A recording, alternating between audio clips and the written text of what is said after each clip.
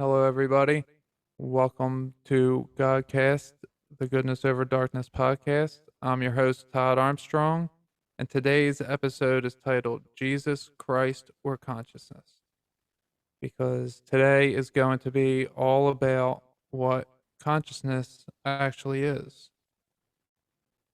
It's going to be about the differences that I've learned about Jesus, about Christ, and about consciousness, where they overlap a little bit and where they differ, and where I stand in which uh, of the three that I choose to follow, so to speak. Before we get to that, I want to play something. It's kind of important for you to hear this. Humanity is not hardwired to bear the crushing weight of deity. We're not equipped to be worshiped. But when you're well known and you're worshiped and you've got all kinds of people just constantly in their own way, I know not literally bowing down before you, that's that's not healthy for your soul. It's important that you understand that humanity cannot stand what praise does to them, what it does to the ego. We aren't, it's a vibrational field that gets stuck in you if you don't pass it on to somewhere else. So when you hear of people saying that they are God, it is true. We are all an aspect of God, but we are not the Almighty. So we aren't the only ones here, even though you might feel like that sometimes. You may see that in different psychedelic trips or meditations. You may see that you're the only one actually here, and everyone else is a reflection of you. Excuse me. But that's not actually true because we're all actually here just as equally. So while you are God, so am I, so is everybody. Now, what happens when you worship yourself, give yourself praise, is that creates a vibrational field in you that you can handle. And you're no longer vibrating in a natural state. You start vibrating at a lower level because it's something stagnant in you. You have to give away the praise. You have to be humble enough to understand that there is something much larger than you yourself. There is. You don't know everything in the form that you are in. Nobody does.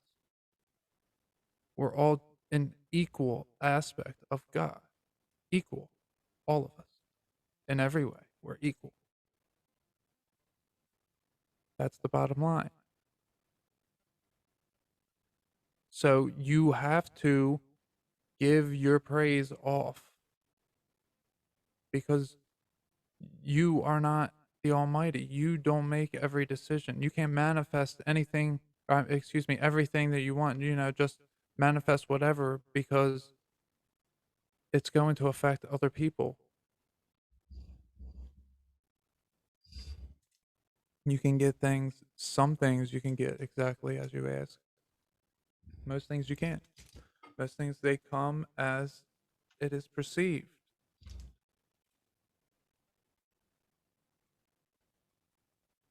So it's important to understand that we are not the Almighty, that we are just an aspect, an equal aspect, a pair of eyes and a pair of ears. You know, we all have our 5 main senses, and we are those senses for God. We are to God what our personality, or excuse me, what our emotions are for us. So our emotions carry their own personalities. How you perceive something when you're angry, you are very different than if you are happy, and you are very different than if you are sad. You Those emotions carry their own personality.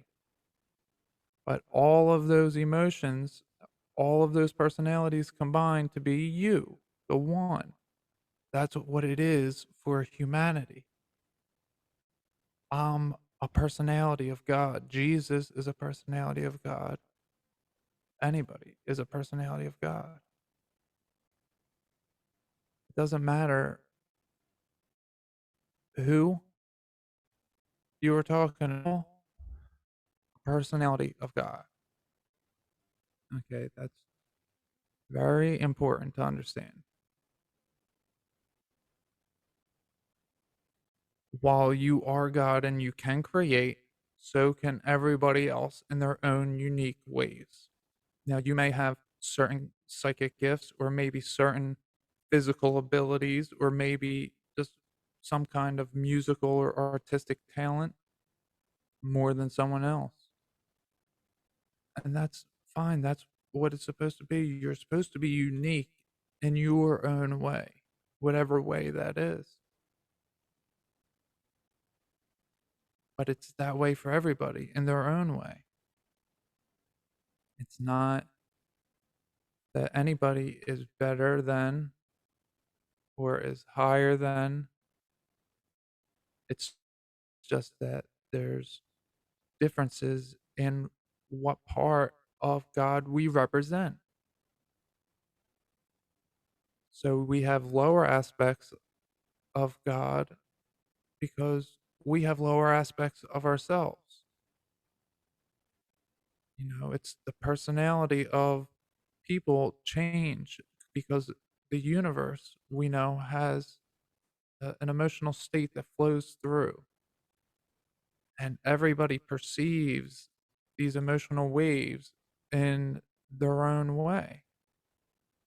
When we have, there's a lot of people follow the Schumann resonance, and I've been hearing talk about how the CMEs and solar flares and solar flashes, they carry a lot of extra dense plasma or uh, light that can bring spirits here more easily. I've been hearing of that. So that's just something that's very odd because of what's going on with all of this, with all these waves of emotions that are coming in. I mean, some days you can just feel it, and then you see in the news that there's CMEs hitting the earth. Like yesterday was like, it's crazy. And I'll feel it so much earlier than I know that it happened.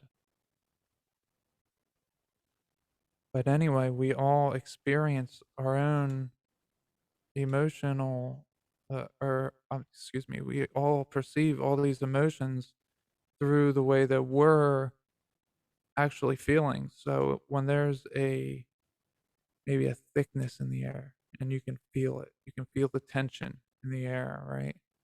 You don't know, you get a general sense of what the feeling is. And depending on what mood you're in, is going to be what you feel the room, why the tension is there. You're going to make up a story in your mind why the tension is there. And it depends on what mood you're in is going to be how the story goes. That's what happens with all of us. All right, so that's a good foreshadowing to know that, we are all equal. We are all God, but we can't hold that praise on ourselves. We have to pass on that praise.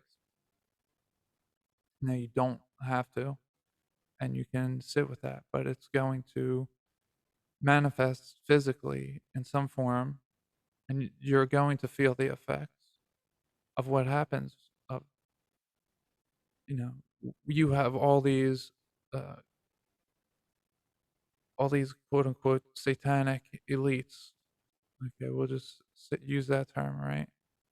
But they worship something. They know the information. They know the esoteric information, the occult information. They know that. They know it better than most of us know it. They know the handbooks. They have access to them. They've always had access to them. And yet they don't keep the worship on themselves. They give it away.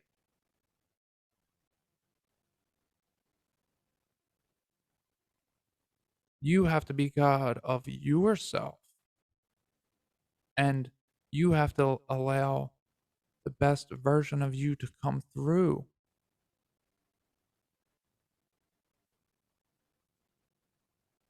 Once you do that, then the rest of the world can see your light and they can react off of your light. And it's so funny how the way the world works anymore for me. My whole life is synchronicity after synchronicity. I mean, everything just, I just follow whatever happens. I started hearing about this thing called human design, and I look it up, and that turns out I'm a reflector. And I always knew I was a reflector. I could always see that I'm a mirror of whoever I come in contact with. I'm just a mirror. Whatever they give me, I give right back. And it's not necessarily on purpose, it's just what happens. I can absorb and filter out as best I can, and I try to do my best. But I'm learning, as a reflector, if I'm always radiating at a high level, then I'm going to radiate back at everyone else at a high level. So I really have a duty as a reflector, I feel, to make sure that I am giving off a good light. And I've felt that before I even heard of human design. That just came into mm, you know, in my little universe the last couple weeks. I like to say, I say to my girlfriend all the time when I find out about something that I didn't know about before, I tell her that everything already exists already.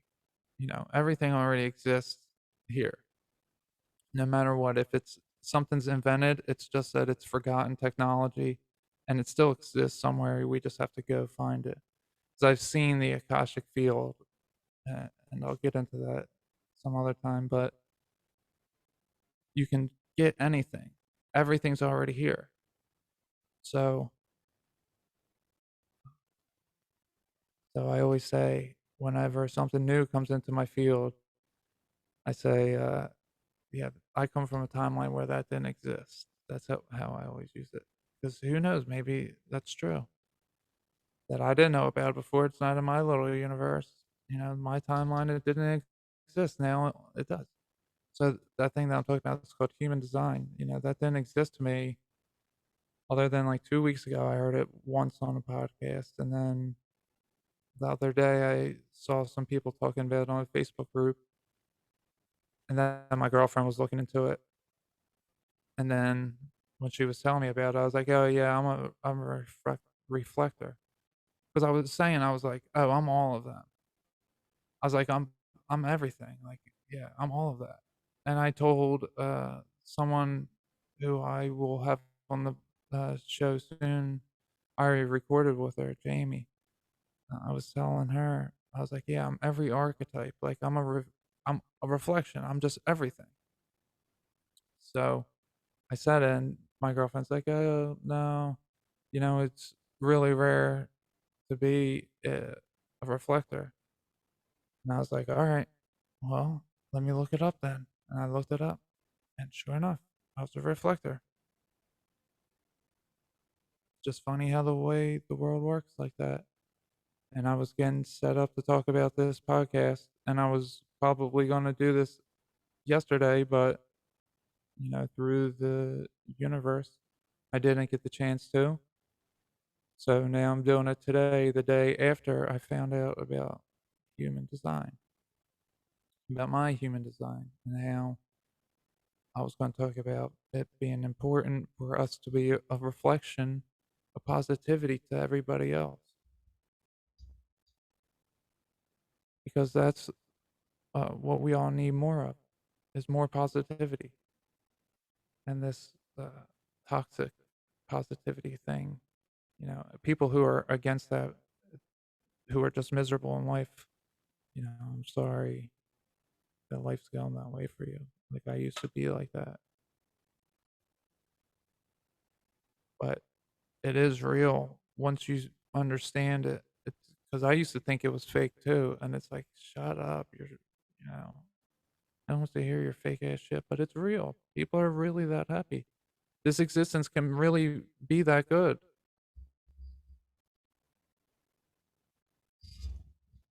Ugh.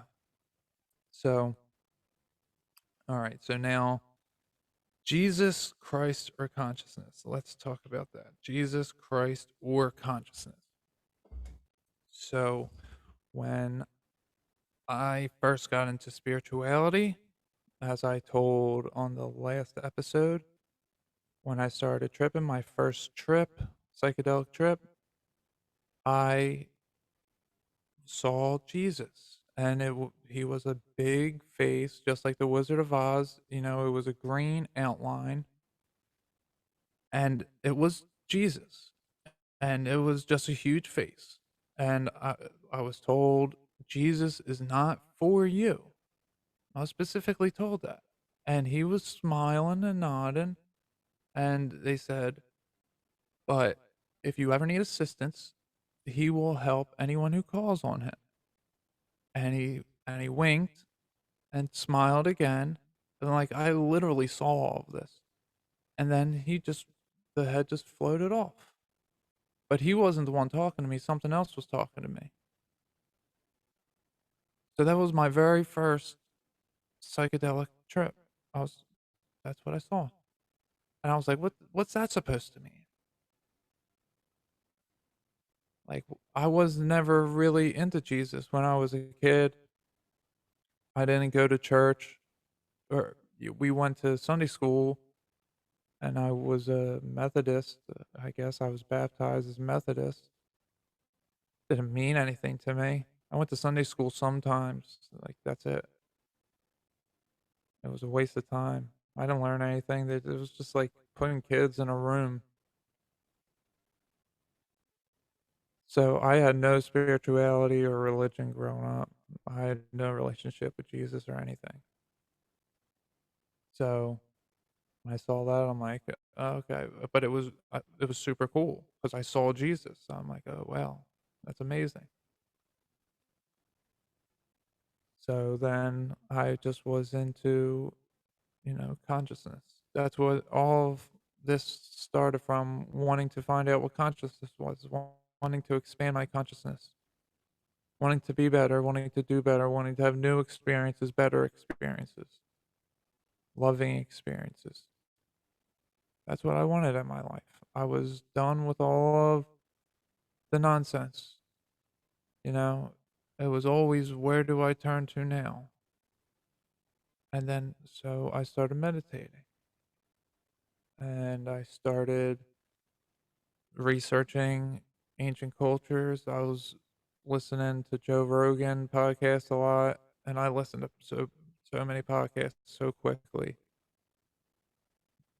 And I learned a lot about sciences, different sciences, different history things, different geography. I was looking in all the ancient stuff because I wanted to know what they knew.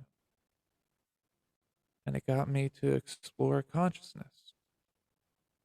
So consciousness is what is everything is consciousness. I explained this several times, and I'll keep doing it. I'm not complaining that I did it several times, but I'm just saying, clouds are consciousness. Water is consciousness. Water is the only thing that is alive, actually. And everything only is as it is dependent upon how close fire is to ice. In, excuse me, in order to put the ice in one of its three forms: gas, which would be clouds, or a liquid, which is water. But without the fire, it's just ice. What's water with no heat? It's ice. So there has to be fire and there has to be ice that creates water. And everything needs water because everything, everything with consciousness needs water. If it doesn't have consciousness, it doesn't need water.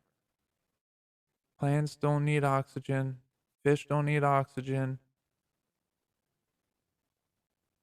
Everything needs water. Everything that has consciousness needs water. So water is the only thing that's alive because we have to keep wet. You understand? That's why we drink water. We have to keep wet. Once we dry up, then that's it because we need the water.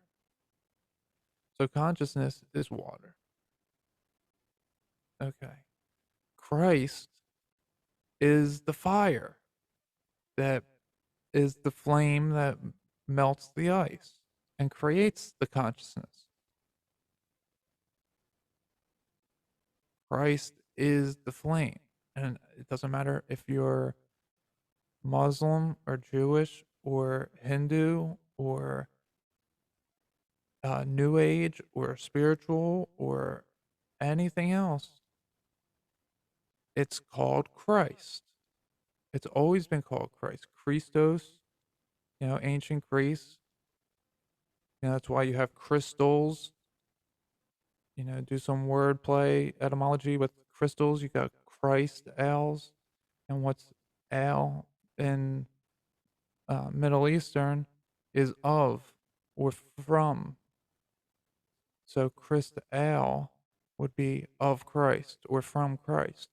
Crystals are crystals in New Age terms because they're Christ. Everything, that's the flame. That's what makes it white. That's what makes it not blue water, but white consciousness. And in order to better understand this, it's what is the difference between sperm and water is the Christ.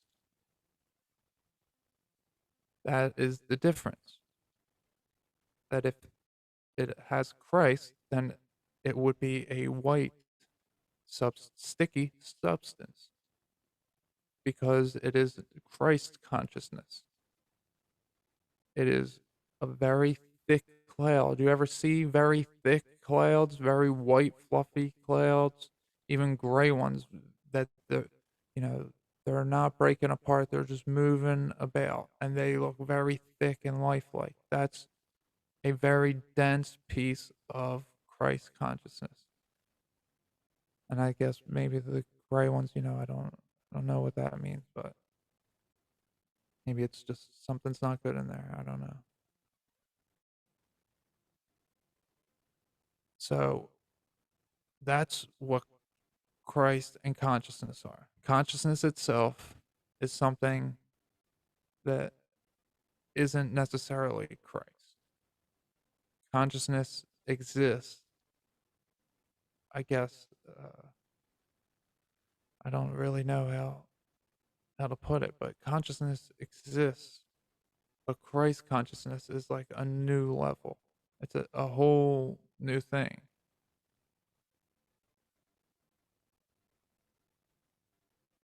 I don't it's just where okay, it's where intelligence goes from unintelligible to intelligible. There's probably a stage somewhere in the animal kingdom where it goes from unintelligible to intelligible. And what that means is just it's able to know its effect at least somewhat on a scale larger than itself.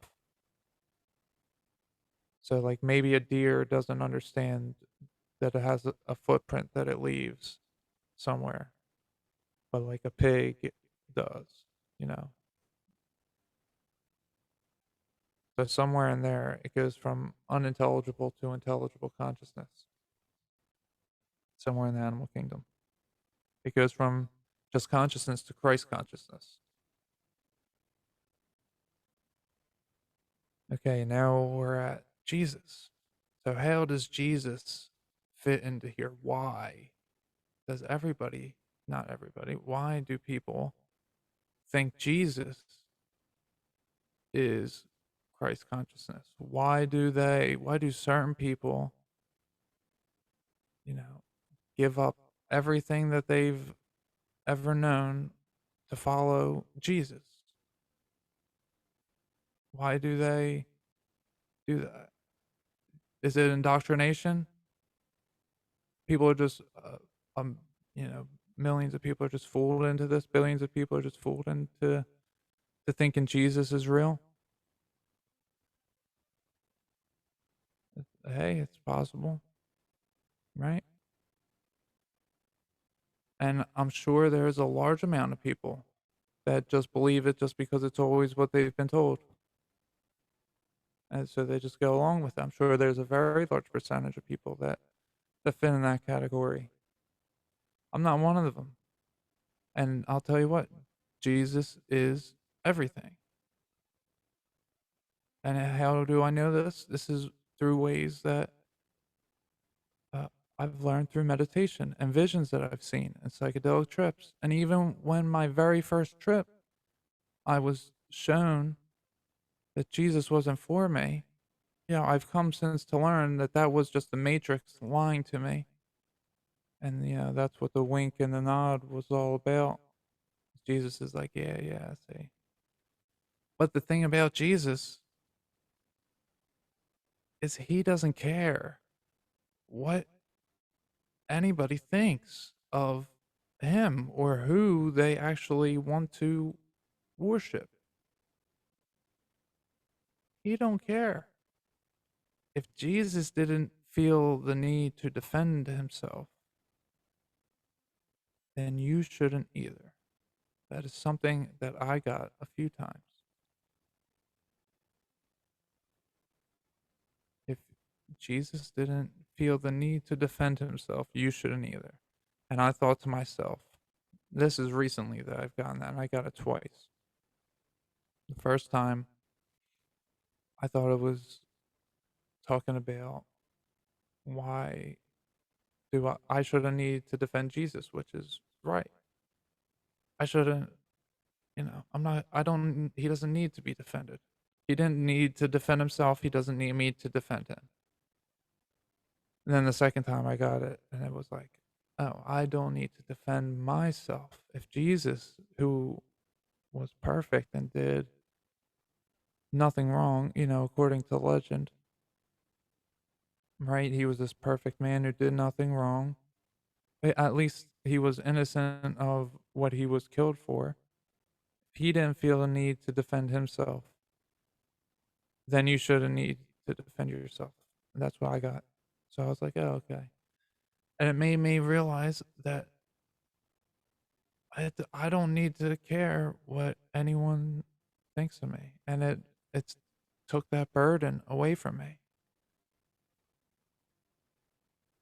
It's a burden. It's burdens that we carry that we don't really know that we're carrying.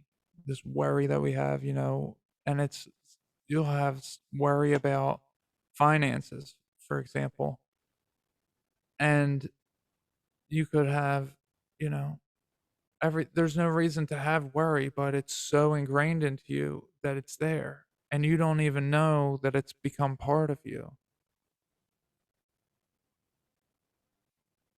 But when once you have the awareness of it, like I did with the need to defend myself,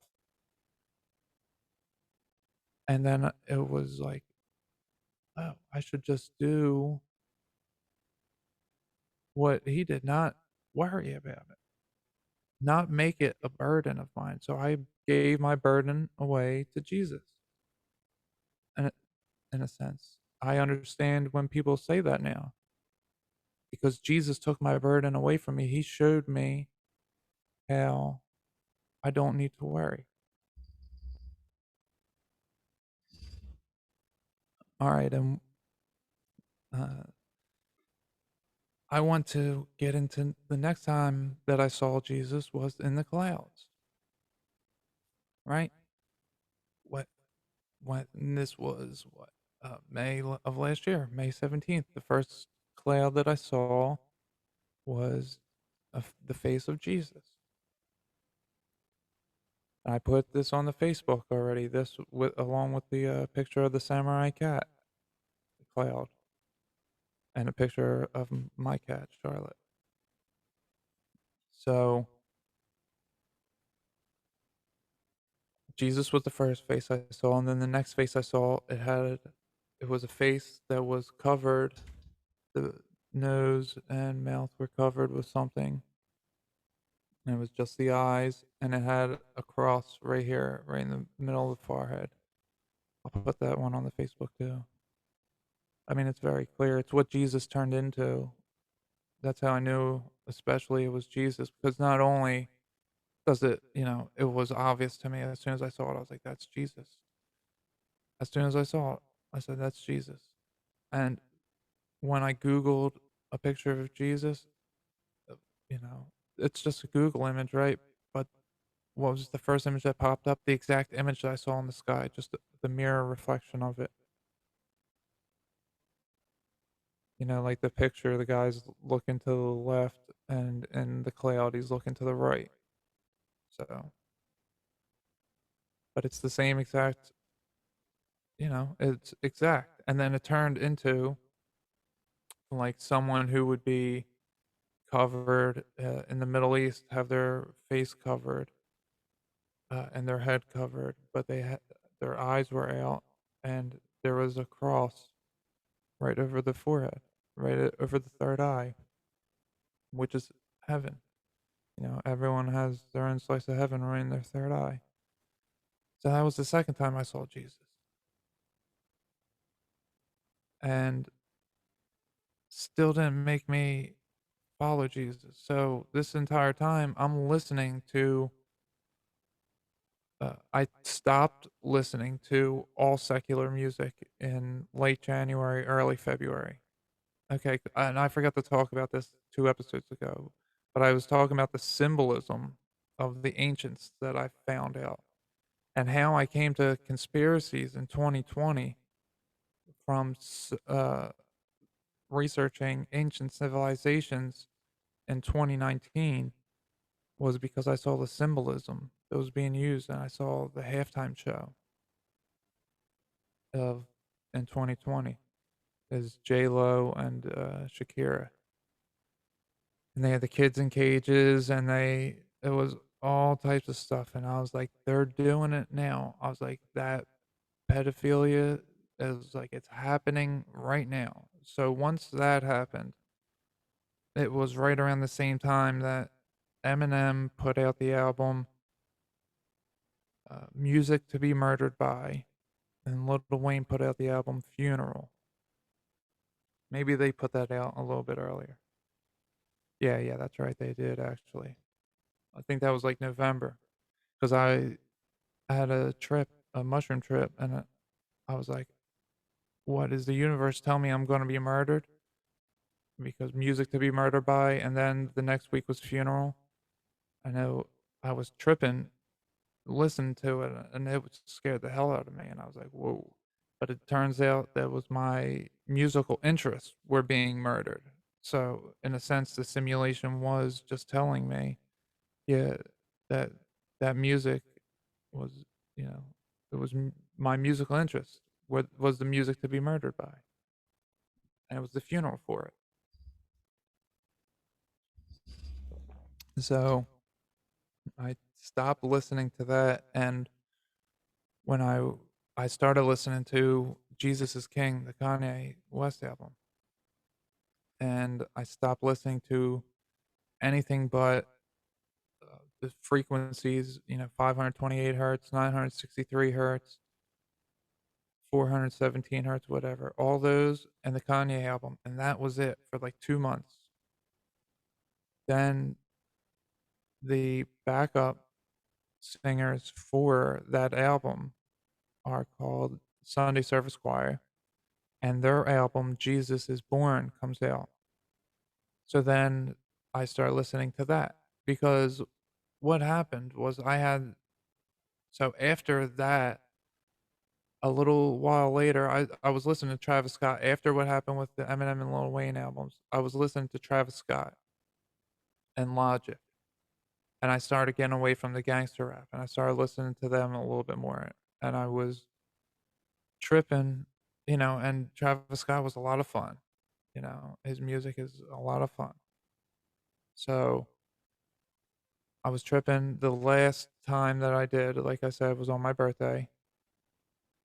I listened to the Kanye album like I always did. Then I put on Travis Scott, and the first song I put on, something happened, and I saw a blue light on my left side and a black on my right side. And it wasn't like a light, it was like half my vision was blue and the other half was black, and that's all I saw.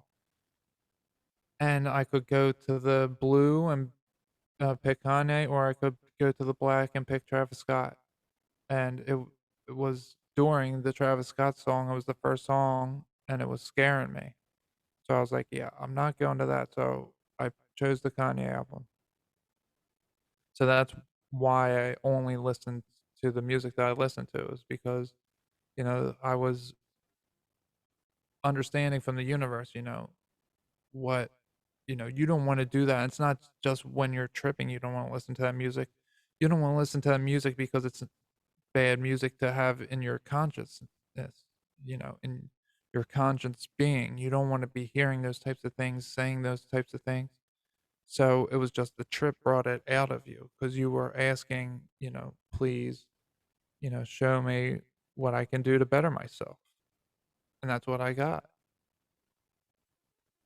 And I was very strict on myself, and I wanted to better myself, so I was very strict with what I listened to.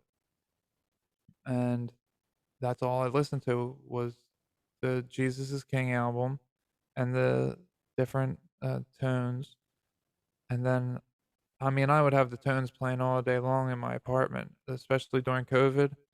I was exercising, getting in all that sun, and after I got done exercising, I would meditate for, like, 10 minutes to cool down, sweating, just sitting right in the sun. I mean, it was so miraculous.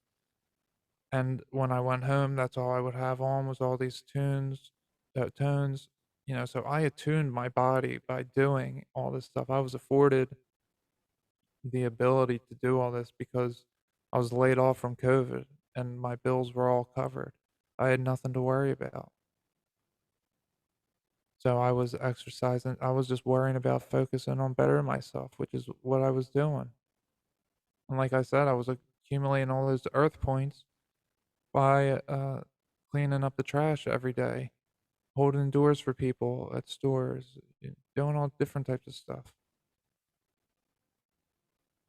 There's different things that you gotta do in order to have the universe, pay you back in a good way. So even though that I'm only listening to Jesus, music around Jesus, I'm still not like it's not that I'm not really into Jesus necessarily. I'm only listening to that music because I knew that was the only, that was the only music I knew to be clean that I liked. And I just wanted clean music. I didn't w really care what I wanted. I didn't wanna listen to Christian music because I had this image of what it was gonna be like.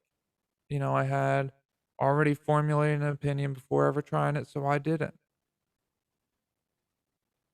So I just listened to, okay, the secular rapper, that's what I could handle. Like, okay, he's a secular rapper, and I could handle Jesus is King. And it was shown to me, that that album is to attune your chakras. That if you want to tune your chakras, clear them all out, you should meditate to that. And the first seven songs align perfectly with your first seven chakras. And if you just breathe to those energy centers, and it'll clear it out. The music that you hear, if you have on headphones, or if you're sitting maybe in a vehicle would probably be better because it's surround sound. Because I used to do it in my work truck before I went to work, because I would, while my truck was warming up, it's 27 minutes long. It's perfect. You don't get too deep necessarily because you're listening to music, vocal words. But then you do also, at times, you get so used to it that you do go deep, and it's so easy to come out of it because you're so used to listening to the same thing. So I did that for about, I just switched not recently, or not too long ago. For a little over 2 years, I did that, I think. I meditated to Jesus is King every day, or at least like a year and a half. Yeah, I think about a year and a half, or maybe a little bit more than that. So then I get to the 4th of July when I'm driving down to Georgia, and I needed something to listen to on the way. So what I started listening to was, uh, I put on a uh, Christian pop station or something. Excuse me, on my Spotify. I just put on, uh, this Christian thing, and then there were some good songs that I liked. So I was like, "Oh, okay, maybe it's not so bad." So I started listening to it, those specific songs, I add them to my playlist, and I'm listening to those songs, and then those songs expand into more songs, expand into more songs. And I'm listening to Jesus this whole time in 2020. Tw- Yeah, it started in 2019, but this is all 2020. I listened to Jesus music, and I still wouldn't have told you that Jesus is everything. Jesus helped me through a lot through those stages that I saw, but I was like, yeah, but I'm God. Yeah, like, yeah, he's just my equivalent, and he is. I'm still saying that now, but I say it in a much different way now. So, okay, the next time I see Jesus is, so I switched albums to meditate to. So then I started. My girlfriend sent me a song off of an album on Spotify. And we have the same Spotify account. So when she sent it to me, it sent me straight to the album that it comes off of. And I was out by the fire when she sent it, and I put it on, and uh, I just fell into this meditative state, and it was like, oh, you're gonna meditate to this every morning now, for now on. And it's a Zach Williams album. Let me pull it up here. I forget what it's called actually. Sorry,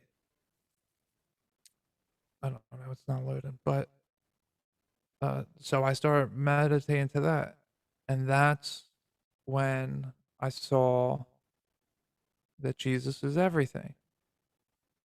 That's what did it for me, because it was meditating to something new that I hadn't heard before. The album's called Rescue Story. So it's 35 minutes long. So it was something that I never heard before. So when she sent that to me and I got put into that trance like state in meditation and shown that that's what I should meditate to from now on.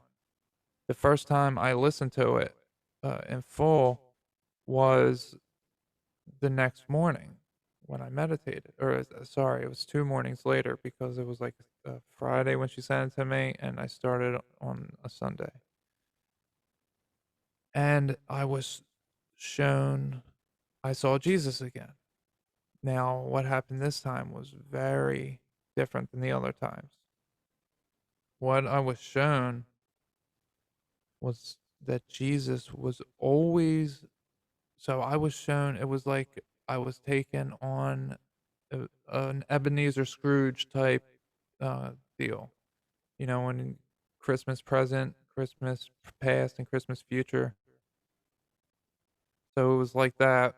You know, obviously I didn't go to the past, I mean the future, but it was just showing me different images of, from an outsider's perspective, of Jesus was always there by me, rooting me on to win. He was always there. And because I was denying him, he was just on the outside. Because I was like, nah, because I was very adamant against Jesus, the person. I even had a long Twitter thread about the tale of two Jesuses, about Jesus, who we know as Jesus Christ, and his cousin,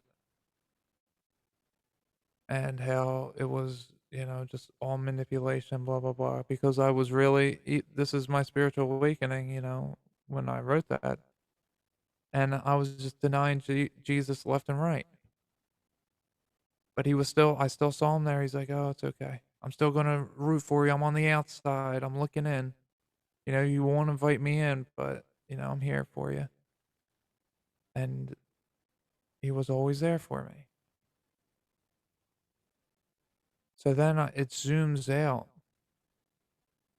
and I see that the world, well, I've seen this before, that the world is a self-iterating fractal, which just means it's the same design on the micro as it is the macro. As above, so below. It's the same exact shape. No matter how many times you zoom into something, it's going to stay being the same thing. That's what the universe is. And the universe is in the shape of a man, that uh, the way that a men's bathroom appears. You know, something similar to that. You know, the little symbol for a men's bathroom. So, uh, so what happens is I get shown that this consciousness is Jesus, that human shape is Jesus. It wasn't always Jesus, but it is now, because what happened was when Jesus gave his life for Christ consciousness, you know, for the quote unquote defending of Christ consciousness, for the spreading of Christ consciousness. Consciousness itself went from the form of a man to the form of a specific man, of Jesus. It started giving its praise to Jesus because it wanted to be that humble. Consciousness itself wanted to give honor to Jesus. So it erected itself in a statue, quote unquote, statue form of Jesus. And from that point on, everything spiritual that was ever born was little pieces of Jesus. And we are all pieces of Jesus. It just depends on what mask he's wearing is what he looks like now, you know? I'm Jesus wearing the mask of Todd Armstrong. You're Jesus wearing the mask of whatever your name is.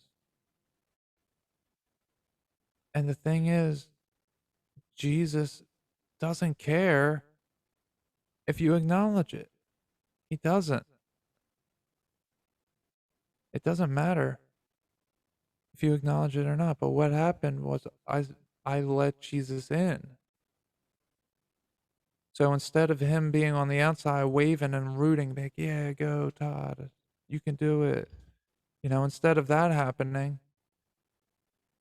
I invited Jesus in, just like anyone invites any kind of entity in that they don't even know that they're doing, watching football and basketball.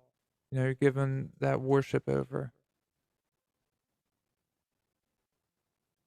You're inviting certain things into you when you do certain things. So I decided to invite Jesus in, and my life immediately started getting better.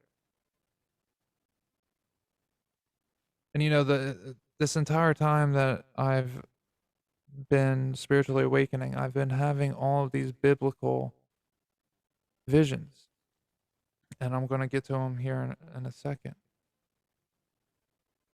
But even through all of that, and even through all the stages of seeing that I was Jesus, a lot of people get that when they have psychedelic trips. A lot of people get that they were Jesus because we are all Jesus. It just depends on what level you of Jesus, not of Jesus that you are, but just what aspect of Jesus you are, whether you're going to find out when you're human or when you die. But it doesn't matter. Jesus is always there for you, no matter what. And he comes in the form of spirit guides, and he comes in the form of Arcturians and Pleiadians, and he comes in the form of whatever else you want to talk about. Demons, Satan, that's all Jesus too. Because everything is Jesus. Jesus is playing a game by himself. He's bored. He's made up this game. And he made up this character named Satan and gave Satan almost all the same powers as him. But not quite. Just like when you were little and you would pretend to do things. I don't know if anyone else did this, but I always would pretend that my right side was playing against my left side. And my right side would always win because I was right-handed. So, maybe it'd be my right foot or my right hand, but I was always doing the right side versus the left side. And sometimes I would let the left side win, but it was that's what I was just doing the same thing that Jesus is doing, I guess.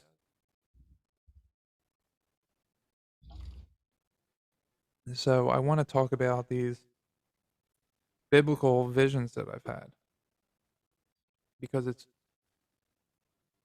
it puts things in perspective when you have a narrative that all the Bible stuff is bullshit and that Jesus isn't real, the way that I did, you know, I just told you everything I told you.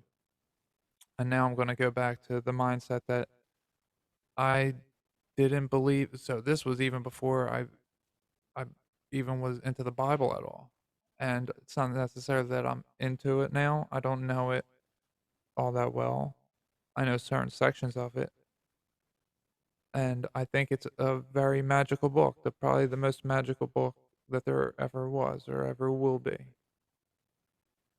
And while it's not all original material, that doesn't make it any less magical. And while it fits, you know, the astrotheology, and it can fit as in everything's an allegory.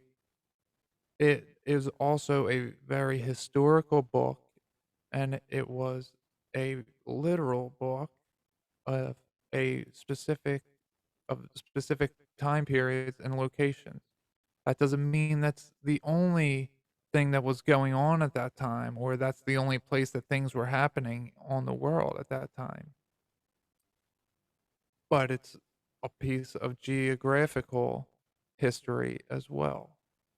It's these The Bible is a very real book, literal book, but it is all the other things as well. Allegories, it's symbolic, symbology, uh, numerology. It's all of those things. It's everything. Whatever you want to attribute it to, it can work for you in whatever way. Doesn't matter. So at that time, I wasn't necessarily on this line of thinking, but through my experiences, I've come to see these things to be true. Now, I'm not saying every single word, every single page is real because a lot of it's manipulated, a lot of things have been taken out, and only certain things have been let in. And yes, that's all true. But that's just my overall point of the story is that it is a very magical book in its current form. That's all that matters. So I have this trip that it was a mushroom trip, and I get to so I was leading this trip, and it was the second time I led one with uh, other people, and it was amazing. So I was this gatekeeper. I felt this gatekeeper presence, and I traveled through the atmosphere, but because I was leading, I was checking on the others. So I was having half a mind in the present moment in the physical so I could help if anyone was in need of assistance while also experiencing. So what that did for me was that allowed me to like combine the spirit world and the physical world. And it was so incredible because what I was all the information I was able to bring back was so much more and it was so much more visuals than I've ever gotten before. So I saw the beast that they speak of in the Bible. First, it was a lion. Appeared to be a lion. And then it was roaring at me. So when I first came up on it, I was traveling out of this uh, atmosphere I was telling you, this astrally, and I got there was this serpent, a seven-headed serpent, and each of the heads were guarding each of these different realms, and it went the opposite of the chakra system. So it was like indigo. Uh, I forget them all right now, but all the way to the red was at the top, and they were all their different uh, serpents. And when I say serpent, I mean the Chinese flying dragons. Just those long, just those long heads, and they're serpents. Well, that's what Satan. That's what this beast was. So when I came up on it, it was the way I said Jesus the first time I saw him was green. Well, this dragon was red. It was outlines. So when I saw all the different colors, all the different colored snakes, there was green, yellow. It was a seven-headed. Uh, Basically. the color of the rainbow's dragon,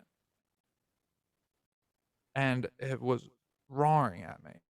And I mean, its mouth was bigger than me, and I was just like, I just started laughing because I was like, "Oh, you can't hurt me. I have this physical body.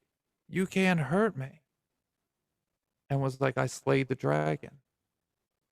But what happened was when it closed its mouth, I saw it went from looking like a lion to looking like the Chinese dragon. How it has a little whiskers coming out of it.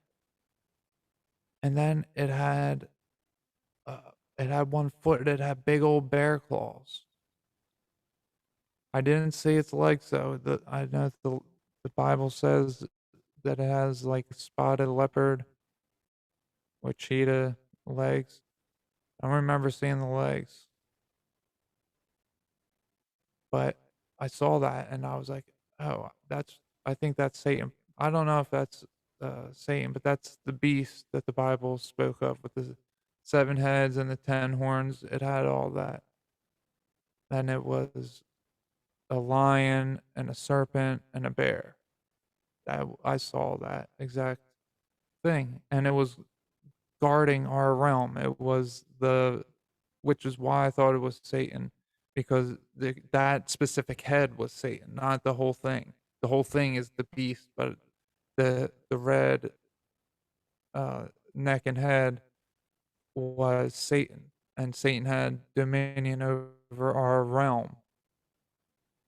Oh, what was that? Oh man, if that didn't pull up on the audio. So anyway, that was before I was really even researching the Bible, because the whole time I did my spiritual research and all, like, I never looked into Jesus. Jesus was the last thing I looked into. I looked into everything else because I never really had interest until, it was just, I guess I was running myself out of all the other options to show myself that, you know, because once I got to Jesus, then I would stop. So I wanted to get other information. So anyway, that was a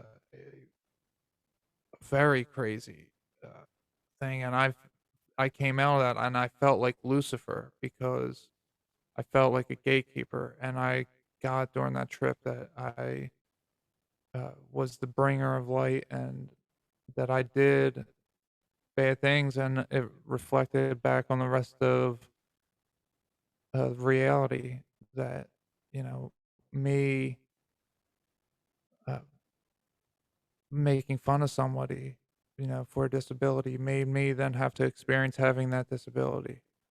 And then I created all these bad things. So I got all that too. People think that they are the only ones that in their psychedelic trips that get that they've been Lucifer or Jesus. A lot of people get it.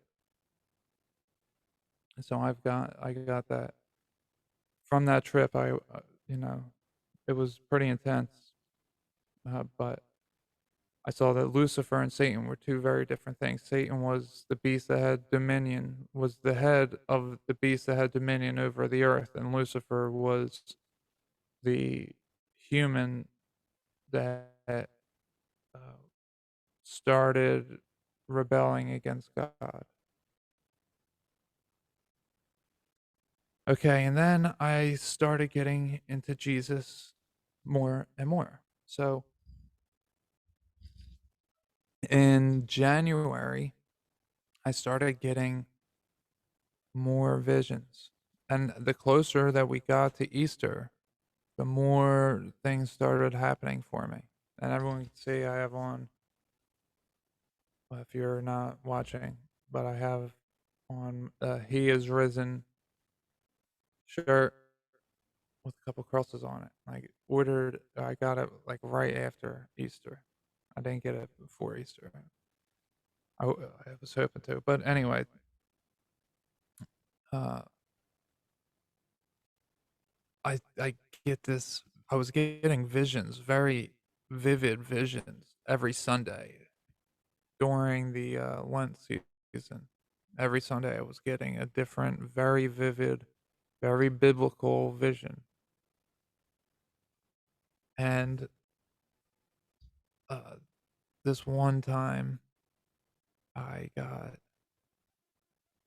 so I went alright, we had people over for dinner, and then I was very tired all of a sudden. I needed to lay down, like, my head started, like, spinning, and I had to lay down, and I got this vision that there was a man, uh, like, completely white.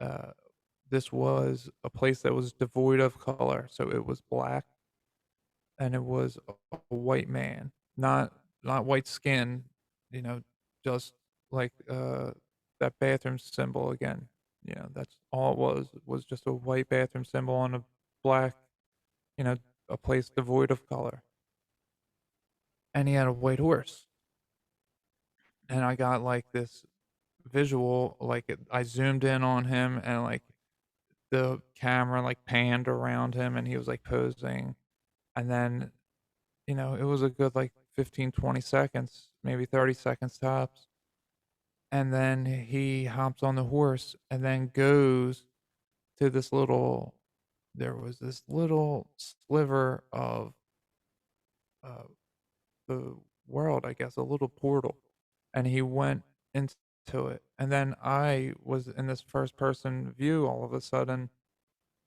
I was I felt like a Santa Claus character, that type of character, not necessarily Santa Claus, but some kind of mix between Santa Claus and God, because I was chasing this what I believe was the Antichrist. How the Bible describes the white man on the white horse, uh, and I was in this sleigh being pulled by reindeer, and it was probably 8 of them that I saw all strung together, and I'm holding on, and I followed the Antichrist into the portal, and then I was back into my body. So I went from, seeing that, and it was a very, in very real time, all of this was going on. It was only, you know, up to, like, 45 seconds that I had to lay down for to see this. It was very, very different than any of the other visions I've ever gotten. I've never saw anything devoid of color like that before, and it was, a panning of my vision, of that there's nothing but a white man and a white horse. It was like it was a 2D world, and they were coming into a 3D world of color, and I just had the feeling like I had the reindeer, but I was like, "But I'm not Santa Claus." But I was like, I'm chasing in the Antichrist. Like I can that's what I was thinking when it was happening. I was like, I'm chasing in the Antichrist, so I must be God. I've seen it from God's perspective. I must be Christ if I'm chasing in the Antichrist, but I have these reindeer. And all I could see was like I think I could only see 8, but I think that it just kept on going. I don't know. It was like I was sliding down a railway of reindeer hooked on this thing rather than I was, reindeer were actually pulling me. I don't know how it worked, but that was a very different vision than I had ever seen before. So then after Easter, things settle down for me after Easter, but still I get very vivid things, but it's not on a consistent every week basis. And I mean, the other visions that I have, I mean, they're all so wildly spectacular. that I don't hold on to most of them. So the ones that I do remember, it's for a specific reason. And like I said, I meditate every single day, multiple times a day sometimes, but at least once a day. And I go on wondrous adventures. And, I could talk about my visions. Every day I could come on and do a live about what I saw in meditation.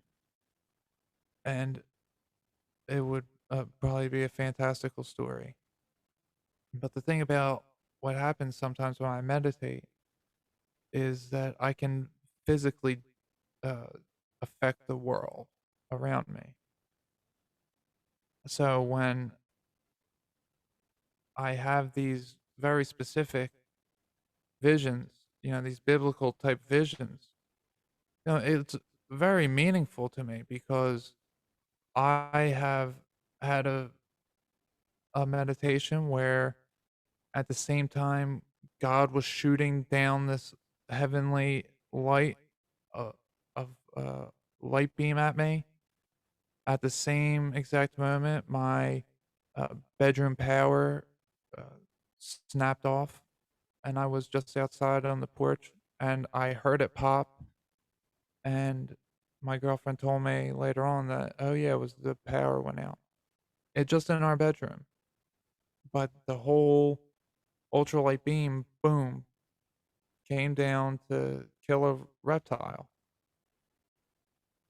And when it at the exact moment that it hit, my bedroom light popped. That happened. There was another time, probably last week, where I was meditating and I must have connected to this tree because what ends up happening is the tree branch breaks off right at the exact moment that I was pushing out the negative energy out of me. So I had this negative energy in me I was picking up, and I was outside, and I was pushing out of my crown chakra everything that uh, I could. With all my might, I was pushing out all this like bad stuff. Could just feel it, and it felt very negative. And I was pushing and pushing and pushing, and then I finally got it out, and it was as if it was a man just hanging on.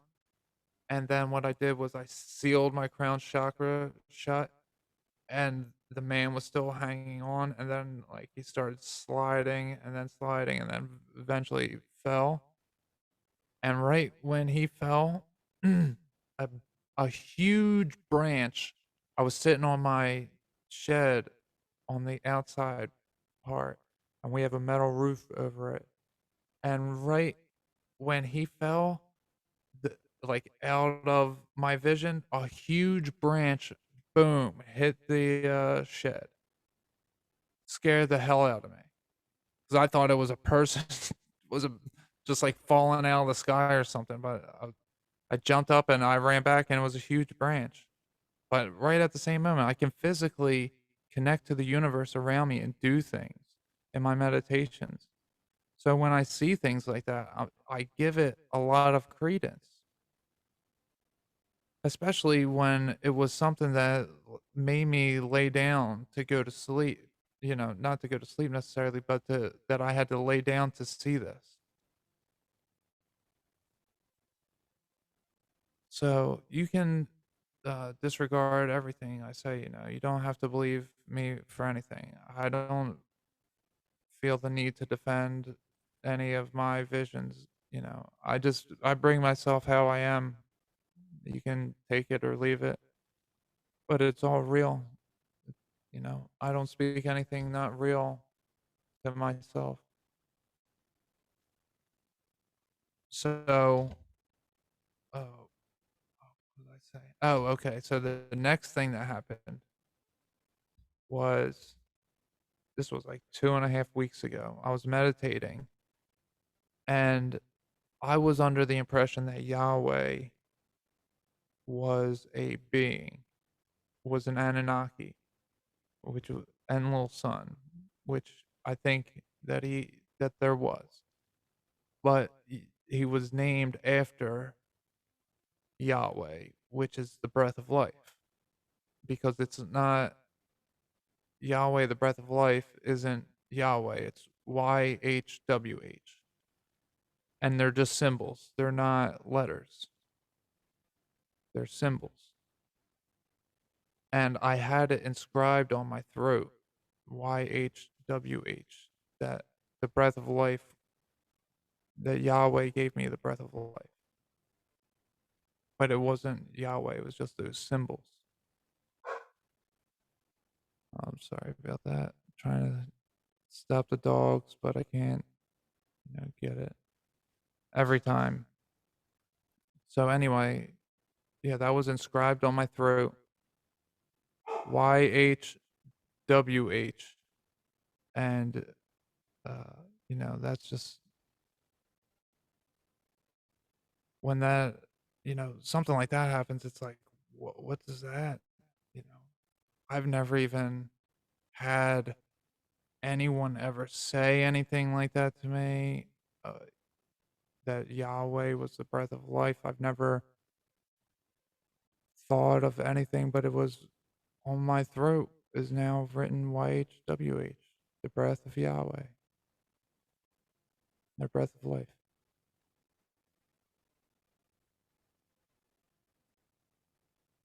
That's so, like, what do you do with information like that?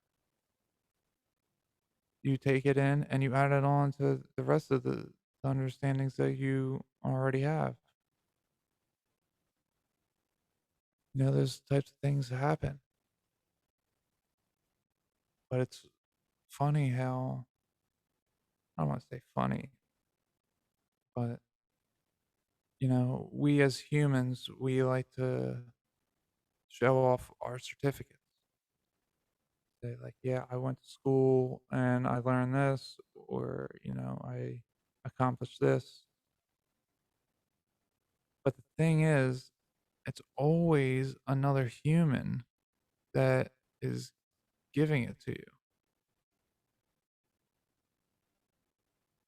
Who or how are you to get a certificate from God? How are you to get God's stamp of approval? When someone says that and I'm not putting anybody down, just so you know. As everyone knows, there's a bunch of frauds out there. Okay. As for the spiritual community, for the psychic community, there's a lot of frauds out there. And it gives the rest of everybody else a bad name. So, it, so it helps when people have, I've been trained in Reiki. I do this with crystals. I do this with tarot. You can show off a specific skill set, but what if your specific skill set is just something that just lives in the spirit world? Who's going to give you a certificate for that?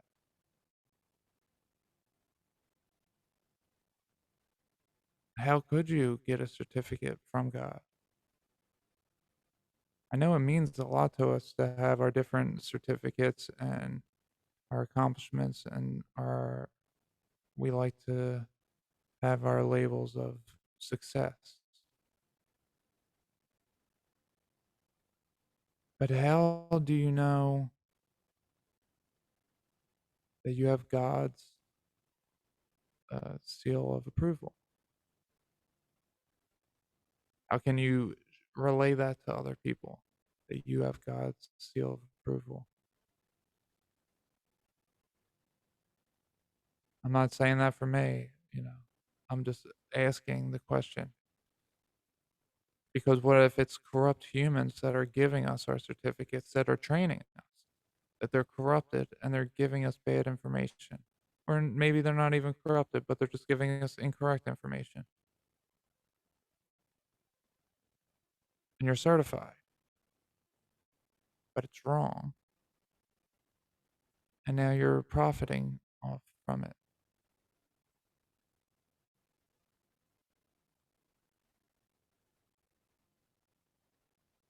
I don't know what the answer to these questions I'm asking is.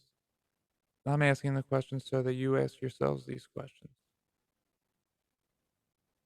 I'm not suggesting that I'm better than anybody or that uh, how anybody is making money is wrong. Everybody knows if it's wrong, what they're doing is wrong or not. You know. You know if it resonates as true or harmful. So I'm not here to play God over you. I'm playing God over me.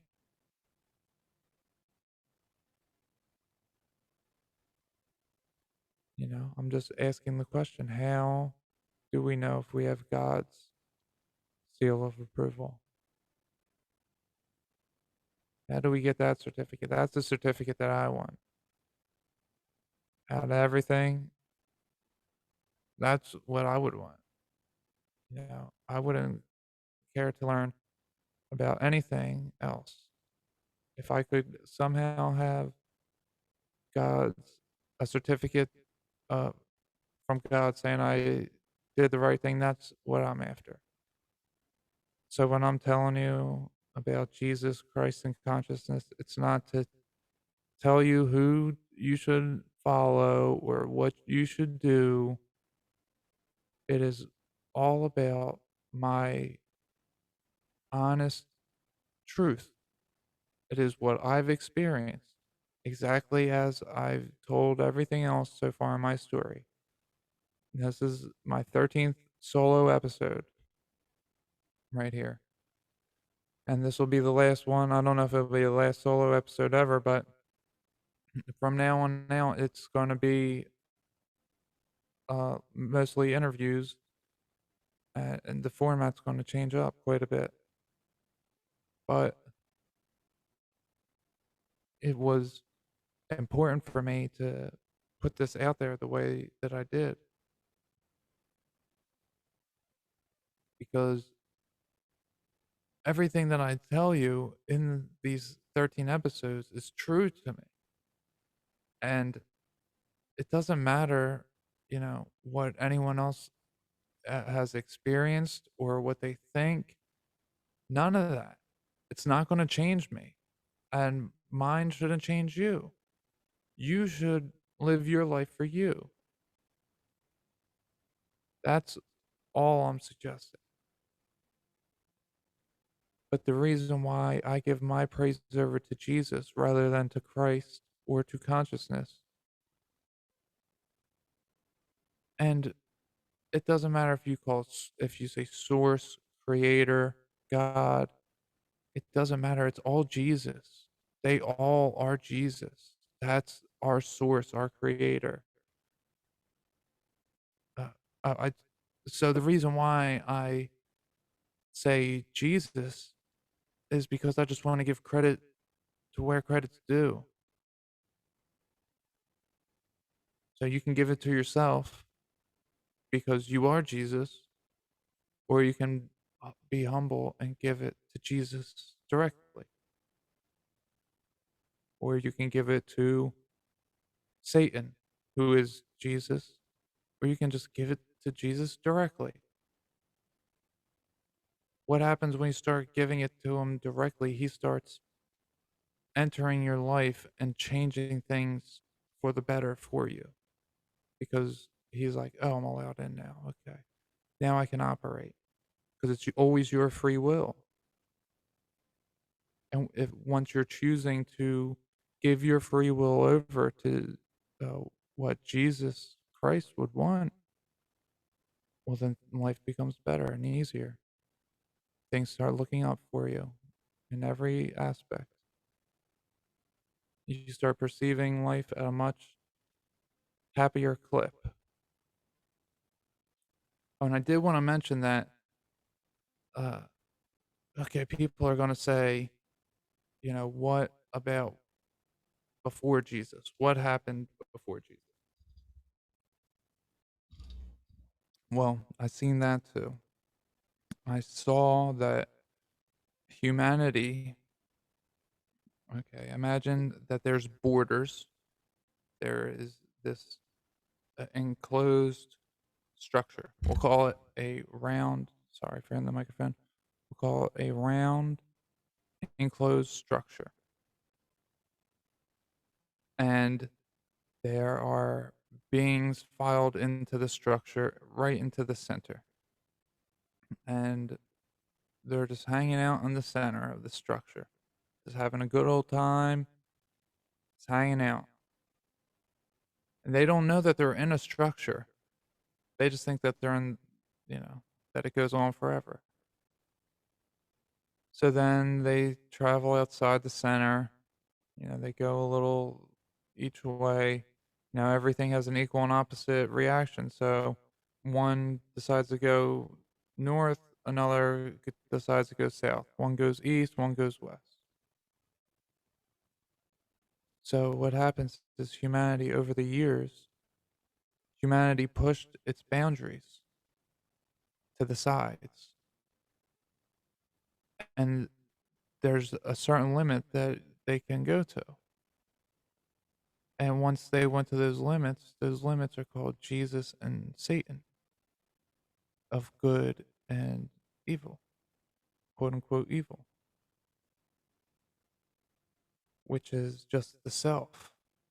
So that's why before the boundaries needed to exist, the boundaries always existed. Jesus and Satan always existed. It's just that they couldn't be seen because the boundaries weren't pushed, because they weren't needed at that time. There was no boundaries, apparently. That's what it seemed like. There was no boundaries. There was always boundaries. Nobody ever pushed the boundaries. That's the difference. So when someone went one way, it pushed the other person the other way. And they, that's how you got the most evil and the most good. But what is the most evil but selfish? Someone who's just being selfish. And, you know, what more selfish act is there than calling yourself the Almighty God, that the only one that's here, that you're in control of everything? Is there anything more selfish than that? Than thinking you're everything? You are everything, but you are a piece of everything. You are the version of everything that you need to be, exactly the way you need to be it.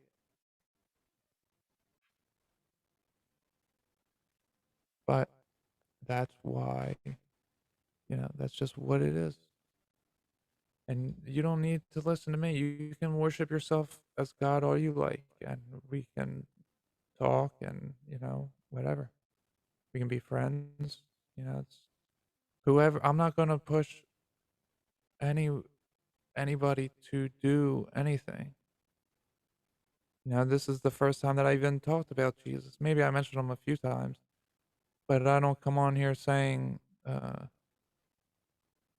Jesus, is my savior and this is why you should follow him. If anyone wants to know, they can listen to episode 13. They can find out. And I didn't even mention about when I was saved by Christ. So I can tell that story real quick. Let's see. How long am I in this? All right, an hour and a half in. All right, I can tell this story real quick. So I was, well, I did tell the story already when I got hurt. In January, uh, I I had my root chakra crack open, and I saw the sludge come out of me, and I saw that my root chakra was then. I had a new one installed, and it was like hot, freshly blown glass, and it was very sore, and it needed time to harden up because the old one was no good. it got cracked in half, and it was just covered in such dense cement-like sludge that it just had to literally be broken off. And I threw up, demons. That's what I call it, a demon. I hurled 2 big hurls, like I purged, like they talk about in ayahuasca trips, but I didn't take ayahuasca. And I made my own tea, but it wasn't ayahuasca, I'll tell you that. And, it wasn't anything illegal for me to drink either. So, you know, I purged 2 big hurls, nothing came out, but I felt after the second one, I felt it come out of me, and I felt so much lighter, and I just tossed myself on the bed, even with my injury. I was just saying, "I'm free. Christ saved me." I could feel it. I was just saved by Christ. And I go with my intuition nowadays because I know that my intuition is the only thing that I know to follow. That is Jesus speaking to me. Jesus is your conscience. When the little voice in your head tells you you're doing the right thing or that you're about to do something that you shouldn't do, your conscience, that's Jesus talking to you, literally. And it doesn't matter if you deny Jesus or you accept Jesus. It doesn't matter. It doesn't. So anybody who's listening to this can save your argument. It doesn't matter. It just doesn't. You don't have to give Jesus your praise. He's going to root for you and he's going to help you out the best he can because that's what he does. Because he loves you so much that he doesn't care what happens to him as long as you go to the right place. That's all that matters. So if that's what you need to get to where you got to go to, then that's what you'll do. And he'll push you to keep doing that. And some of you will be like, yeah, well, my guides are telling me not to go there. Well, I'll tell you what, I didn't tell this, my story about my daughter. Uh, Maybe another time I'll tell that. But ask yourself, what's the classical uh, sense of what would deny Jesus? It would be a demon, in the classical sense. Like a demon would be turned off by Jesus, and a demon would be saying, "Nah, you don't need to follow Jesus. Nah, he's no good for you." Just in the classical sense. Like if that one thing about a demon is for certain, it's that they're not into Jesus. You've never met anybody who's talked to any demons that's ever said that Jesus is cool to them. Okay, so just keep that in mind. That you don't actually know what's ever inside of you spiritually, mentally, or emotionally. You barely know what's going on with your physical body. So when you're having strong urges of denying Jesus, maybe there's something in there because I was denying Jesus for a long time while I was spiritual. And guess what? Right around the same time that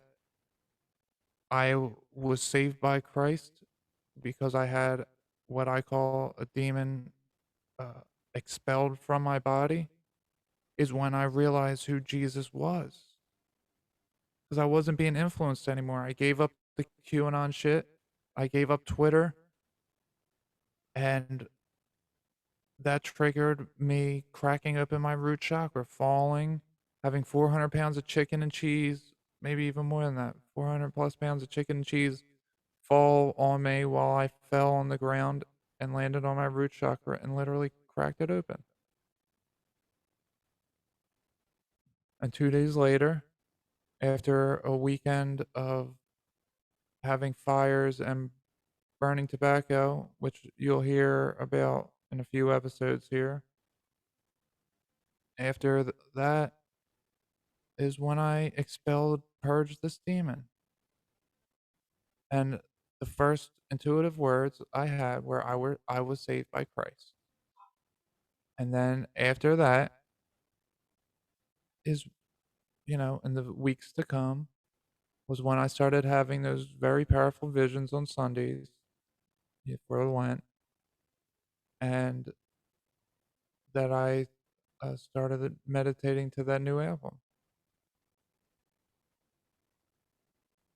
And it's everything is Jesus. And it doesn't bother me if you don't believe that. It doesn't.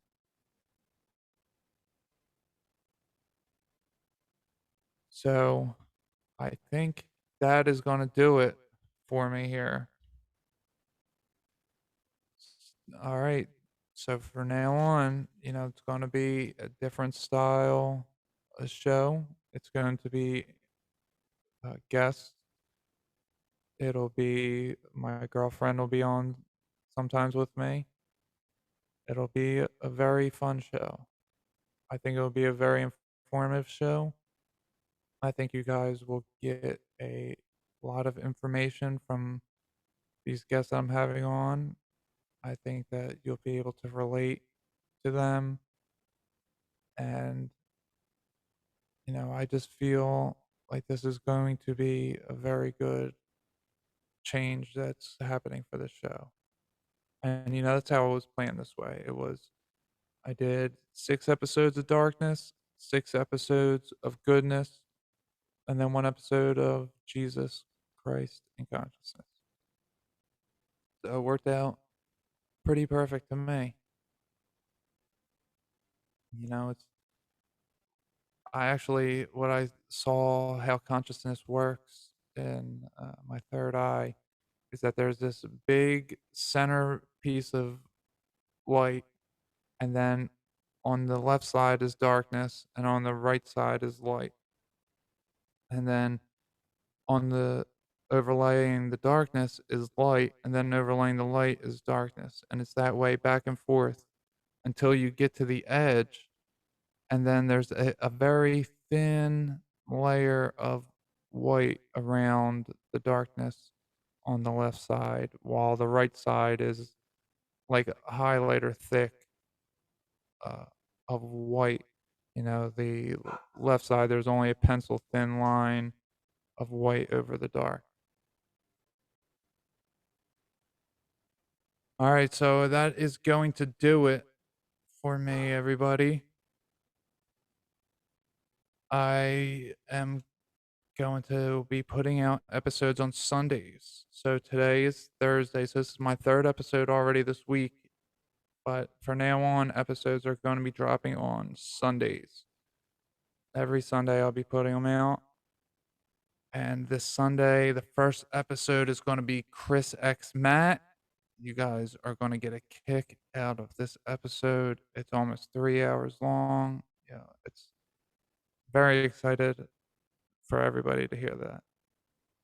It's a good one. If anybody wants to get in touch with the show, my email is thegreatchakraawakening777 at gmail.com. The website for the podcast is thegreatchakraawakening777.podbean.com or tinyurl.com/goodness over darkness. And there you can find all my interviews or appearances on other podcasts and my links to social media. Oh, and I gotta update my Twitter accounts because Twitter, you know, they blocked my new account that I made for the show, or they suspended it. They didn't really give me a reason, and I sent them a few emails, but I haven't gotten any answers back yet. Uh, so let's see, what is my account here? Okay, sorry. Okay, so my Twitter is at walks with nature one, but instead of an E on nature, there's a one. So it's walks with nature one, the number. I'll put it in the show notes. And you can find the links right on the website for YouTube, for Facebook, and for Twitter. And I have an Instagram too, but I don't use it. I just use it to message people, sometimes to reach out to guests. But if you want to share your story of goodness overcoming darkness, send me in an email. You know, just send it in, and uh, maybe I can just read it off. If you don't want to be interviewed, maybe I'll just send in your story, and I can have an episode of just reading off some stories. You know, these are all to inspire everybody to better themselves, to motivate, all that. Uh, This is what it's all for. All right. Well, that's going to do it for me here today. So I hope that you guys enjoyed all of my story. And now I am going to start to share stories from others. All right. Have a good night. Bye.